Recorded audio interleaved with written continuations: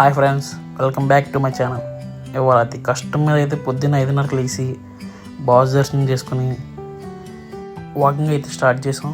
నేను మా ఫ్రెండ్ సంజయ్ అలా సన్ రైజ్ చూసుకుంటూ ఒక 4.5 కిలోమీటర్స్ అయితే వాకింగ్ చేసాం. అండ్ ఒక 1.5 కిలోమీటర్ అయితే జాగింగ్ కూడా కంప్లీట్ చేశాను. వాళ్ళ ఈ సెప్టెంబర్ 1st అయితే నా వెయిట్ అందరికీ చూపిస్తాను.